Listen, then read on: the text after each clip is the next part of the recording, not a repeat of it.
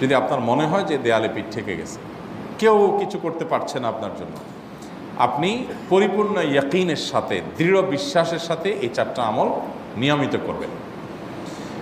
এবং আমি বহু মানুষকে পার্সোনালি এটার পরামর্শ দিয়েছি, ওনারা আমল করেছেন, আমল করে উপকৃত হয়েছেন। এরকম বহু মানুষ আছেন, বৃদ্ধ মানুষ, বাবা ক্যান্সারে আক্রান্ত হয়েছেন অনেক দেরিতে, আল্লাহ তাআলা অলৌকিকভাবে সাহায্য করেছেন। হ্যাঁ, কখনো যদি আল্লাহ তাআলা এই আমলগুলো করার পরও আমার বিপদ দূর না করেন, তাহলে হয় আমার আমলের মধ্যে কোনো ত্রুটি ছিল, অথবা আমার এই বিপদ দূর না হওয়ার মধ্যে আমার জন্য কোনো কল্যাণ নিহিত ছিল।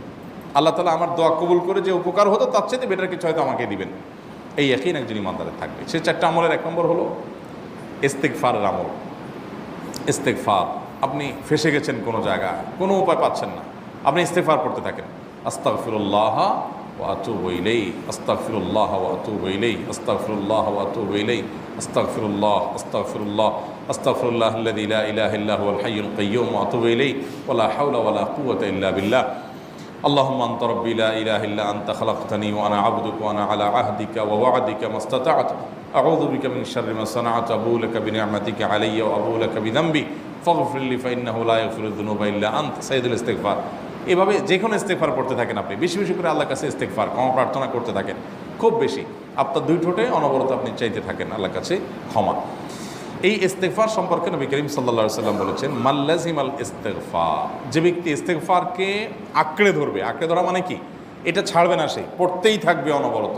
টয়লেটে যাওয়ার সময়টা, ঘুমের সময়টা, খাওয়ার সময়টা বাদে, অবসর নামাজের সময়টা বাদে, সারাক্ষণ সে ইস্তেগফার পড়বে। এরকম যদি কেউ করে, আল্লাহ রাব্বুল আলামিন জাআলাল্লাহু লাহু মিন কুল্লি হাম্মিন ফারাজা ওয়া মিন কুল্লি যায়কিন মাখরাজা, সকল পেরেশানি থেকে, সকল টেনশন থেকে বের হওয়ার পথ আল্লাহ তাআলা অলৌকিকভাবে তার জন্য আবিষ্কার করে দিবেন। এবং আমি আমার জীবনে যেটা বলেছিলাম, বিস্তারিত বলতে চাই না, এরকম পরিস্থিতি আসছে যে চোখের সামনে কোনো আপাতত রক্ষার কোনো পথ আর খোলা নেই, এমন ভয়াবহ বিপদ। ইস্তেগফার করতে করতে এমনভাবে আল্লাহ তাআলা সাহায্য করেছেন যে এটা কল্পনা করলেও মনে হয় যে স্বপ্নের মতো। কিভাবে এখন এই লোক এই জায়গায় আসলো আমার সাহায্যের জন্য, এই লোক তো এটা আমি এই জায়গায় আসার কথা না, টিকুনি এসে হাজির হয়ে গেলেন এবং উপকারটা, আমার সমাধানটা হয়ে গেল সমস্যা। তো আলহামদুলিল্লাহ, বহুবার আমি পরীক্ষা করেছি, আর আমার পরীক্ষার 2 পয়সার দাম নাই। হাদিসে বলা আছে, গ্যারান্টি দেওয়া আছে, আমার পরীক্ষা করলেই কি না করলেই কি। তাহলে একটা আমল হলো কি, ইস্তেগফার। সব সময়ের জন্য এটা কন্টিনিউয়াস করবেন, আর এমনিও অবসর সময় ইস্তেগফার করবেন। আরবদের মধ্যে সৌন্দর্য আছে, তারা বিভিন্ন ডাক্তারের ওয়েটিং রুমে বা বিভিন্ন জায়গায় মানুষ যেখানে অপেক্ষা করে পাবলিক প্লেসগুলোতে লিখে রাখে ইস্তেগফার করুন। আপনার হাইওয়েগুলোর পাশে লেখা থাকে ইস্তেগফার করুন, এবং তারা আসলে একটু পরপর দেখা যায় ইস্তেগফার করে। ভালো মন্দ গুণ সবার মধ্যে আছে, তাদের এই ভালো গুণটা আছে, ইস্তেগফার বেশি বেশি করা। আমরা ইস্তেগফার সচরাচর এইভাবে অনবরত অবসর সময় করার অভ্যাস অনেকের মধ্যেই নাই। আমরা এটা চালু করবো ইনশাআল্লাহ। বিশেষ করে যখন কোনো সমস্যা হবে, তখন ইস্তেগফার চলতে থাকবে মুখে অনবরত। ধীরে ধীরে মহব্বতের সাথে নিজেকে, নিজের পাপ অপরাধগুলোর কথা স্মরণ করে আল্লাহর কাছে মাফ চাইতে থাকবো, পেরেশানি দূর হবে ইনশাআল্লাহ। 1 নাম্বার 2, দুরুদ। নবী করিম সাল্লাল্লাহু আলাইহি সাল্লামের প্রতি দুরুদ পাঠ করা, এটা যদি আপনি নিয়মিত করতে থাকেন মহব্বতের সাথে, আল্লাহুম্মা সাল্লি আলা মুহাম্মদ ওয়া আলা আলি মুহাম্মদ কামা সাল্লাইতা আলা ইব্রাহিম ওয়া আলা আলি ইব্রাহিম ইন্নাকা হামিদুম মাজিদ। আল্লাহুম্মা বারিক আলা মুহাম্মদ ওয়া আলা আলি মুহাম্মদ কামা বারাকতা আলা ইব্রাহিম ওয়া আলা আলি ইব্রাহিম ইন্নাকা হামিদুম মাজিদ। আপনি একবার ছোট দুরূদ যদি পড়েন, সাল্লাল্লাহু আলাইহি ওয়াসাল্লাম, সাল্লাল্লাহু আলাইহি ওয়াসাল্লাম, আল্লাহুম্মা সাল্লি আলা মুহাম্মদ ওয়া আলা আলি মুহাম্মদ, শুধু এইটুকু পড়েন। জাযাল্লাহু আন্না মুহাম্মাদাম মা হুয়া আহলু, শুধু এইটুকু পড়েন। আপনি এভাবে যেই কোনো দুরূদ নবী করিম সাল্লাল্লাহু আলাইহি ওয়াসাল্লামের প্রতি যদি পড়েন এবং পড়তে থাকেন অনবরত, ইস্তেগফারের পাশাপাশি দুরূদটা, দুরূদের ক্ষেত্রে নবী করিম সাল্লাল্লাহু আলাইহি ওয়াসাল্লাম বলেছেন যে এইটা তোমার জন্য যথেষ্ট হয়ে যাবে। তুমি যদি আল্লাহর কাছে আর কোনো দোয়া করতে না পারো, শুধু দুরূদটা পড়ো, তোমার সব পেয়ে যাবে, কিচ্ছু লাগবে না। এক সাহাবী বলছেন, রাসূলুল্লাহ, আমার দোয়ার মধ্যে দুরূদ কত % রাখবো? আমি তো আমার অনেক কিছু আল্লাহর কাছে চাইবো, দুরূদ মানে তো নবীজির জন্য দোয়া, মানে আমার জন্য তো আমি দোয়া করবো, আপনার জন্য দোয়া কত % করবো? 1/3, 1/4, তারপরে হাফ, এবার বিভিন্ন পার্সেন্টেজ বলছিলেন তিনি। নবী করিম সাল্লাল্লাহু আলাইহি ওয়াসাল্লাম বলেছেন যে হ্যাঁ, এর বেশি করতে পারলে আরও ভালো, আরও ভালো। তো ভদ্রলোক এর বেশি, ওই সাহাবী রাদিয়াল্লাহু তাআলা আনহু, তিনি এর বেশি বাড়াতে একটা পর্যায়ে বলছেন যে আমি সব দোয়া আপনার জন্য করি। নবী করিম সাল্লাল্লাহু আলাইহি ওয়াসাল্লাম বলেছেন, তাহলে তোমার আর কোনো দোয়াই করতে হবে না, এর মধ্যে সব দোয়া চলে আসবে। কারণ আপনি যদি বলেন আল্লাহ আপনার নবীর প্রতি আপনি রহমত নাজিল করেন, আপনার নবীর প্রতি আপনি শান্তি নাজিল করেন, আপনি যেটা দোয়া করেন, তো আল্লাহকে আল্লাহর নবীর প্রতি আপনি রহমত নাজিল করতে বললে আল্লাহ তাআলা আপনার প্রতি রহমত নাজিল করবেন কি করবেন না? আপনি কাউকে খুশি করতে চান, কার কাছ থেকে কিছু আদায় করতে চান, তার ছেলেটারে যদি হাদিয়া তোহফা দেন, আদর যত্ন করেন, তো বাই ডিফল্ট অটোমেটিকলি ওই লোকের সিম্পেথি আপনার দিকে আসবে কি আসবে না? চোখ বন্ধ করে আসবে। তো আল্লাহর নবীর জন্য যখন আপনি দোয়া করবেন তখন আল্লাহ তাআলা আপনার মধ্যে রহমত নাজিল করবেনই, এটা নবী সাল্লাল্লাহু আলাইহি ওয়াসাল্লামের ওয়াদা। যেই কোনো পেরেশানি, তিনি আরো বলেছেন যদি কেউ দুরূদের আমল করে নিয়মিত, আল্লাহ রাব্বুল আলামিন তার সকল পেরেশানির জন্য যথেষ্ট করে দিবেন। এই আমলটাকে সবগুলো দূর করার জন্য যথেষ্ট হয়ে যাবে। এই দুরূদের আমলটা আমি দেখেছি সুবহানাল্লাহ গুলির মতো কাজ করে। আজকের ঘটনা, এক ভদ্রলোক সকালে একটা টেলিভিশন চ্যানেলে, বেসরকারি চ্যানেলে প্রোগ্রাম শেষ করে নামছিলাম লিফটে, তো উপস্থাপক উনি বলছিলেন যে ভাই মানে দুরূদের আমল পড়ে আমি কিছুদিন আগে একটা ইয়াতে মানে এমন একটা অবস্থা যে এইটা থেকে বের হওয়ার কোনো পথ আর নাই, শুরু করলাম দুরূদ অনবরত, এরপরে আল্লাহ তাআলা আমাকে এমনভাবে উদ্ধার করলেন আমি কল্পনা করতে পারিনি। আলহামদুলিল্লাহ এই আমলগুলো করে অনেক ভাইরা আমাকে অভিজ্ঞতা জানাইছেন যে আলহামদুলিল্লাহ তাদের অভিজ্ঞতা অলৌকিক। হ্যাঁ, ওই যে বললাম কখনো যদি আল্লাহ তাআলা আপনার দোয়া কবুল না করেন তাহলে হয় আমার ত্রুটি আছে, আর না হলে আমার জন্য আল্লাহ তাআলা এর চেয়ে বেটার কিছু রেখেছেন, আমি সেই ইয়াকিন রাখবো ইনশাআল্লাহ বিইذنিল্লাহ। আর এই দোয়াতে সমাধান হবেই হবে, সে বিশ্বাস থাকতে হবে। নবী করিম সাল্লাল্লাহু আলাইহি ওয়াসাল্লাম বলেছেন, হাদিসে কুদসিতে আল্লাহ বলেছেন আনা ইনদা যান্নি আবদি বি, বান্দা আমার প্রতি যেমন ধারণা করে আমি তেমন আচরণ করি।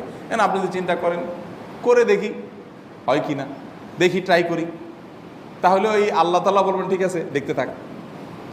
আপনি যদি ইয়াকিন করেন যে না নবী করিম সাল্লাল্লাহু আলাইহি ওয়াসাল্লাম যে বলেছেন অতএব সেটা হবেই, আর আল্লাহ রাব্বুল আলামিনের কাছে আমি ওইভাবেই চাবো যে আল্লাহ দিবেনই, আমি নিয়েই ছাড়বো, ইনশাআল্লাহ গুলি মিস হতে পারে, আপনার দোয়া মিস হবে না। ওই ইয়াকিন, ওই ঈমান আমার মধ্যে আনতে হবে, চেষ্টা করবো তো ইনশাআল্লাহ। তাহলে দুইটা আমল হলো ইস্তেগফার আর দুরূদ। 3 নম্বর আরেকটা আমল হলো দোয়া ইউনুস।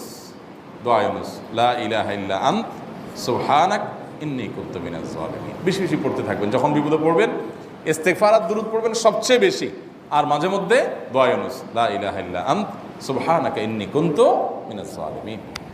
আল্লাহ সুবহানাহু ওয়া তাআলা কোরআনে কারিমে এই দোয়ার পরে বলেছেন ওয়াকাযালিকা নুনজিল মুমিনিন। এই দোয়া পাঠ করার মাধ্যমে ইউনুস আলাইহিস সালামকে পৃথিবীর ইতিহাসের সবচেয়ে অলৌকিক ঘটনা, সকল সায়েন্স, সকল আপনার বিজ্ঞানের তত্ত্ব সবগুলোকে আপনার সবগুলোর বিপরীতে বা সবগুলোকে আপনার ভুল প্রমাণ করে দিয়ে ওই জায়গাটার জন্য আল্লাহ তাআলা ইউনুস আলাইহিসকে মাছের পেটে ঢোকার পর সেখান থেকে আবার জীবিত রেখে বের করেছেন। অক্সিজেন অভাবে তো সেখানে এমনি মারা যাওয়ার কথা, আরও নানা কারণে মারা যাওয়ার কথা, তাই না?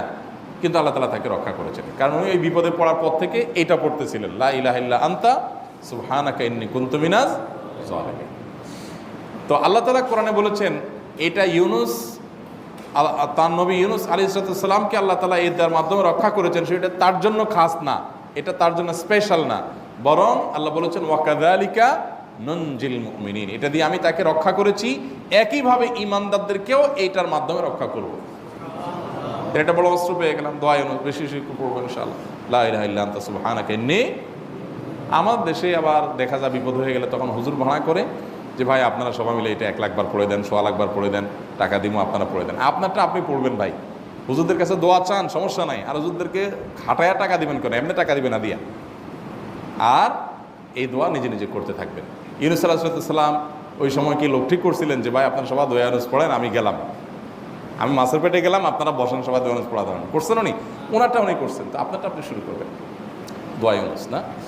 4 নম্বর আমল হলো ইয়া যাল জালালি ওয়াল ইকরাম, এটা বিশেষ করে পাঠ করবেন।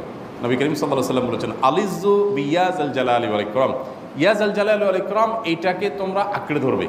ইয়া যাল জালালি ওয়াল ইকরামের মানে কি? এটা আল্লাহকে ডাকা, আর কিছু না, এবং হাদিসে বর্ণিত দোয়া, এটা মাসনুন দোয়া।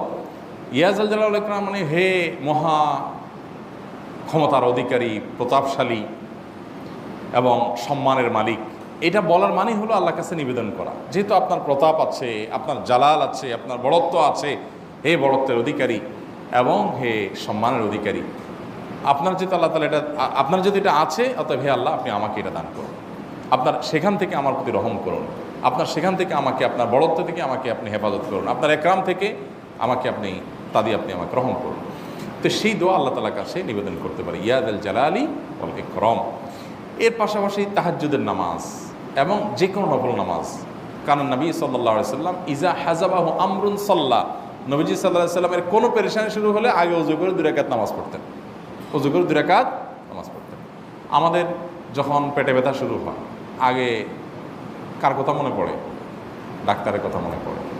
যখন গায়ে জ্বর আসে সবার আগে মনে পড়ে কিসের কথা? নাপা, নাপা, ঠিক না? জ্বর আসছে গায়ে, সবার আগে আমরা কি চিন্তা করি? নাপা। নাপা আপনি চিন্তা করেন, খান, নিষেধ না তো, ওষুধ গ্রহণ করা সুন্নত।